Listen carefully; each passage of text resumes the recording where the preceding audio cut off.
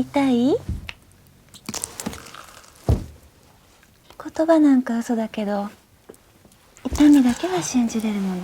Welcome to Watch Mojo, and today we're looking at the most brutal acts of retribution in horror movies. There will be spoilers. I know you like to watch, don't you?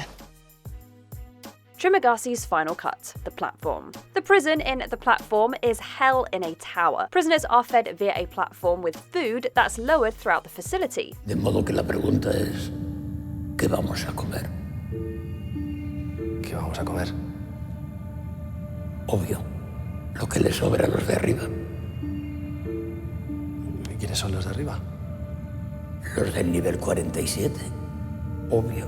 The film follows Goreng, who finds himself imprisoned with a man named Trimagasi. Unfortunately for Goreng, Trimagasi is a cannibal. After tying up Goreng, he begins cutting into Goreng's leg. Just when it looks like everything is over for Goreng, another inmate, Miharu, arrives, and she's able to wound Trimagasi. With her encouragement, Goreng is able to turn the tables on Trimagasi and not only kills him, but also eats his flesh.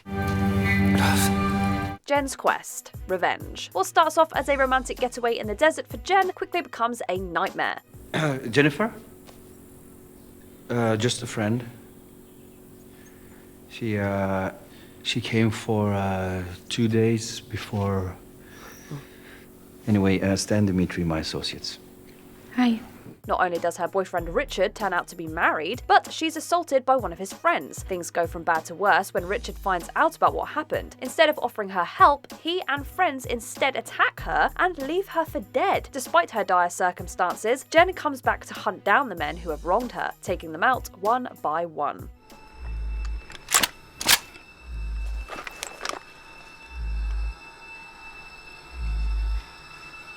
All in all, it's brutal, but you can't say they didn't have it coming. Mary's Payback. Urban legends, Bloody Mary. Mary Banner was just an innocent girl looking to enjoy her prom night, but a cruel prank ruined everything. Lured by a group of jocks, she ends up locked in a trunk and suffocates to death. There you are. Where's the girl? I don't know. I thought she was in here, but she's not. Shit. She's probably passed out somewhere. 35 years later, Mary returns to exact revenge on the descendants of those responsible. She doesn't just haunt, she makes sure they suffer in ways as horrific as the pain she endured. One victim is electrocuted, another is attacked by spiders in a truly skin-crawling moment, others die off in really gruesome ways. Perhaps the most horrifying death goes to Roger, who's trapped in a tanning bed and roasted alive. Yeah, it's as bad as it sounds. Beth gets even. Hostel Part 2. Revenge can be very appealing, especially when you've been through the worst like Beth and her friends. Hot springs? That sounds so therapeutic. I want to go. No, it's very easy. You just have to switch trains in Prague. It could be nice. You know, I had enough gross guys for one weekend. Okay, we'll go. The girls are tricked into going to a luxurious spa by a nude model from their art class, only to end up as victims of the Twisted Elite Hunting Club. After being captured and tied to a chair, Beth is left to the mercy of Stuart. Before she can be tortured and killed, Beth is able to turn the tables on him. She seduces him into untying her, and from there, she overpowers him and is to buy her freedom from the club, but not before emasculating Stuart. What's the number? Money is not the only issue. We have contract here. What kind of contract? Anyone who comes to this place cannot leave without killing. And the nude model who set Beth up, let's just say she learns betrayal comes with a deadly price. Erin's perfect plan. You're next. If you're plotting to eliminate your family for inheritance money, make sure there's no one like Erin from a survivalist background. I've never seen you act like this before. Oh, it's a unique situation. Failure to do so won't just ruin your plan, it'll end in pure carnage. Because not only will she pulverize one of your guys' skulls with a meat tenderizer, she'll crush another's head with a blender. Then, when you try to sweet talk her into siding with you, she'll be disgusted. She'll stab you in the neck. Yep, Erin doesn't mess around. I can't believe you were in on this. Come on, babe. Crossing her is a fatal mistake because when it comes to vengeance, she's in a league of her own. Mark and Josh's end. Midsommar. After witnessing old folks leap off of a cliff in some wild ritual, you'd think Josh and Mark would tread more carefully. They don't. Mark urinates on a sacred tree. You pissed on the ancestral tree. The tree? So Yes, what? yes. So what? Hörde du vad han sa? I didn't know. No, it's that tree is tied to all of our dead. It's a dead tree, though. It's dead.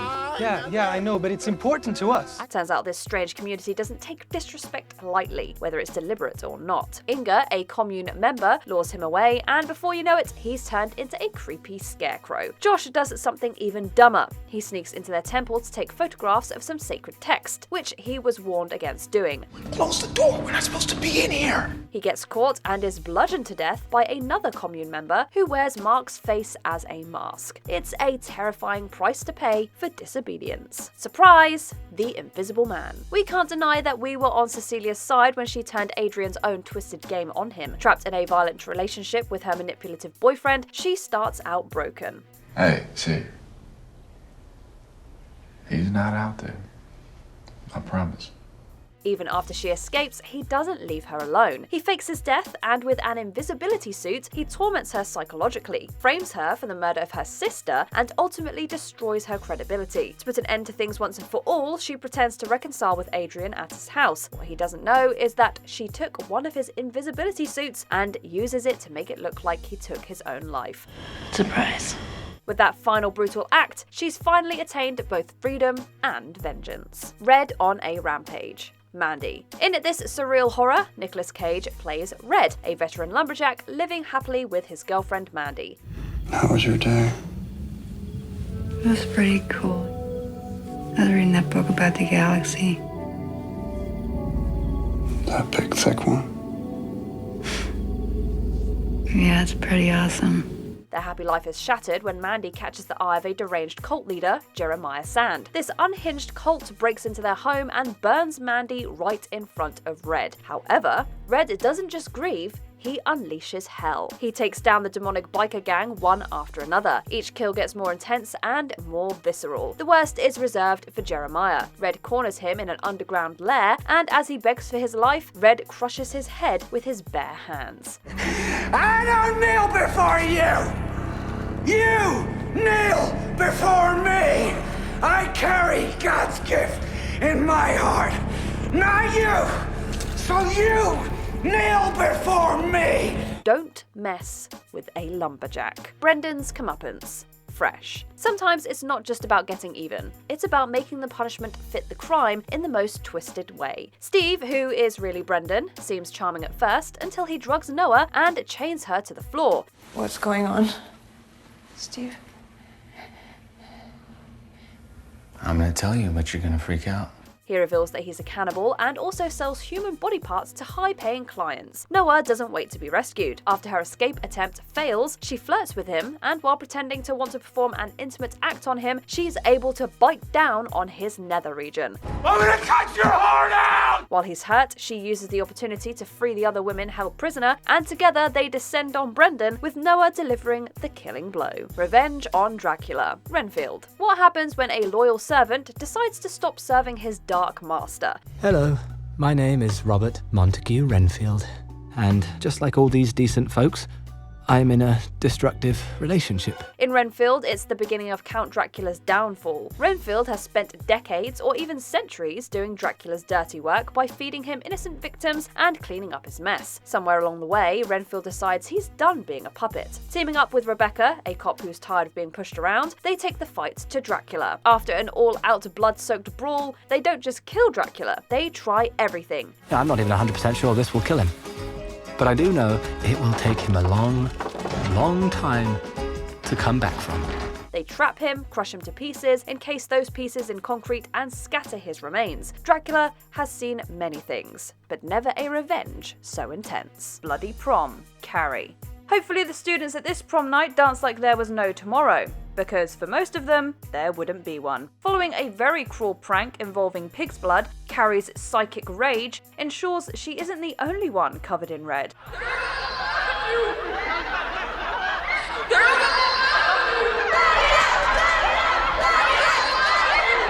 The most tragic part is that most of her victims are completely innocent. She hallucinated that everyone was laughing at her, and unfortunately, that was enough for Carrie to turn on them all. Honestly, those that died first got off easy compared to the ones that she left in the burning gymnasium. The only small justice is that the real culprits, Chris and Billy, met an even worse end via an exploding car.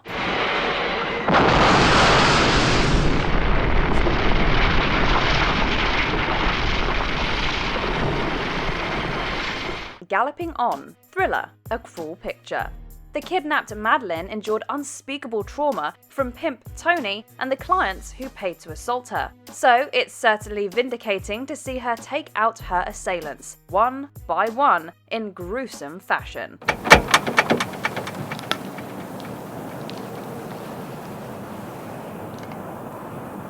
Naturally, she saves the best, or in this case the worst, for last. Tony is shot in both knees and dragged into a field. Förbannade flaskig fick kniv i första kulan. Va? Jävla lyder!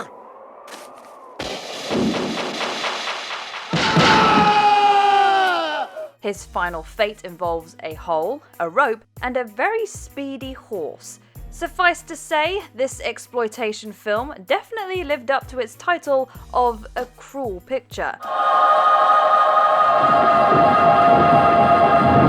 At the very least though, Madeline gets serious points for creativity.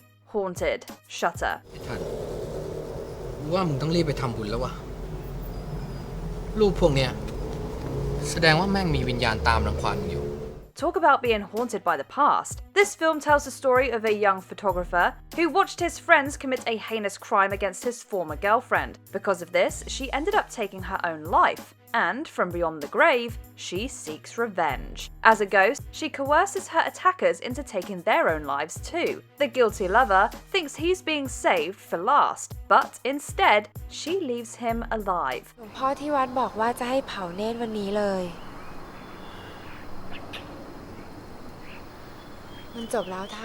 Her ghost, however, is a literal weight on his shoulders, one that he can't escape. This fate begs the question, what's actually worse? Death by haunting, or living with the knowledge of everything he's done?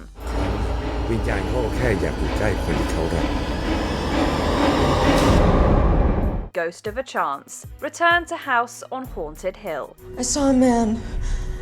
He was a patient here. I think he led an uprising the night that the hospital burnt down. I think he was trying to stop Dr. Vanica. As a ghost trapped in a decrepit asylum, there isn't much else to do besides plot ways to get back at your murderer. However, Dr. Vanica apparently didn't consider that when he performed horrifying experiments on the inmates. With the power of a mystical idol, he was even able to control their spirits in the afterlife. But once they're freed, they quickly make up for lost time. The group of tortured souls unleashed decades of pent-up aggression on the Doctor, ripping him to pieces. It's a downright grisly end, but given everything Vanica put them through, Payback was long overdue. Baphomet's evil's been trapped in that house for over 50 years. We set it free. A freaky fate. Freaks. Beautiful trapeze artist Cleopatra thinks she's above the so-called freaks in the carnival sideshow. Freak! Freak! Get out of here! She plots to marry Hans, a person of short stature, and kill him for the inheritance. When the sideshow performers welcome her into their ranks, she mocks and humiliates them. Her scheme exposed, the performers turn her into what she hates the most, one of them. How she got that way will never be known. Some say a jealous lover, others that it was the code of the freaks. The film kindly spares us from the actual mutilation, but the quacky aftermath is enough to prove it wasn't pleasant. Believe it or not, there she is.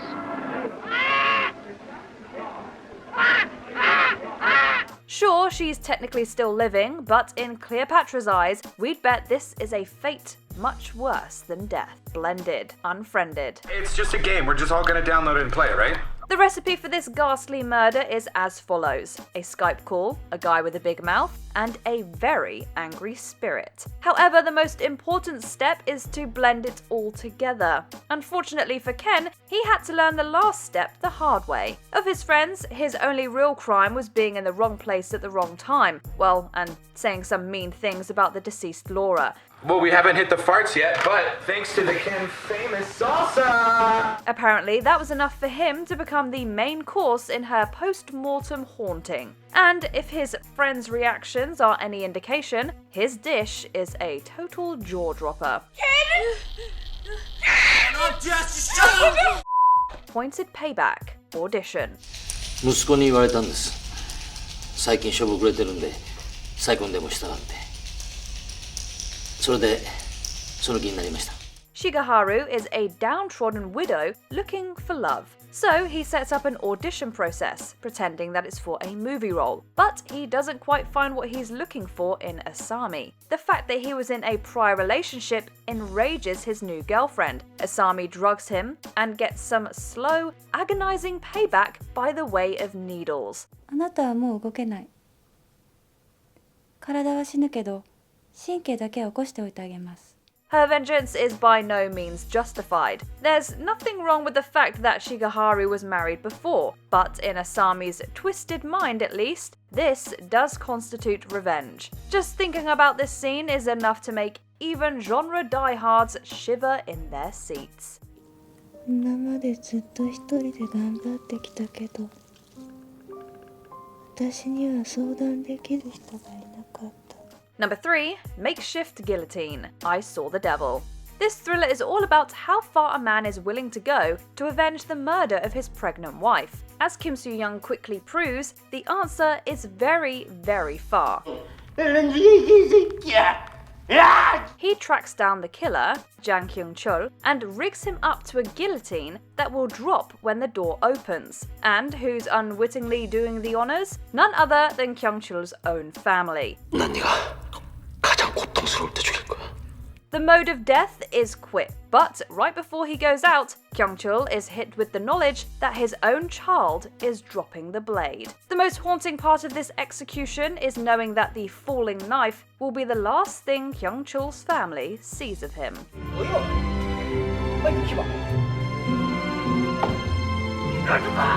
Microwave dinner, the last house on the left. They say no good deed goes unpunished, but it's some decidedly bad deeds that are punished in this revenge horror thriller. After Krug, Francis, and Sadie attack Mary and almost kill her, they take refuge in the Collingwood Lake House. Mary's parents, John and Emma, take them on, one after the other, dealing out gruesome kills. They are still here. What if they come over here? I know. You're right. This means we gotta be ready. For anything. But the bloodiest comes in the final minutes. John decides that he wants his vengeance reheated and sticks Krug's head into a microwave. You're paralyzed from the neck down. I didn't have any rope or duct tape. From there, all it takes is a pop, and Krug's skull has painted the appliance red. Like most things reheated in a microwave, it's not ideal, but it's quick and it gets the job done.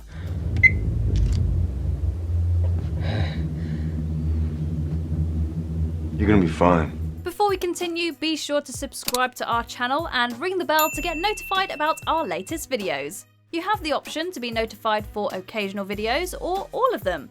If you're on your phone, make sure you go into your settings and switch on notifications.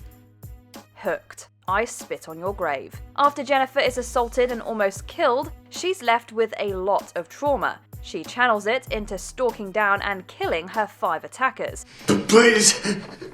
Please is what I said to you. Each of their deaths are sadistic and bloody and will burn into your brain. But even among them, Stanley's stands out. He's captured in a bear trap bound to a tree, and his eyes served up to the crows. To make it even more twisted, Jennifer films it all, just like they filmed what they did to her. Smell real pretty for the camera, boy. Leave it up to a novelist to craft such a poetic end. What are you doing? Some fishing? Which vicious act is the most brutal? Let us know in the comments. I'm gonna buy my way out of here. You can't afford it. Don't tell me what I can't afford. There's nothing I can't afford. I could buy and sell everyone in this room.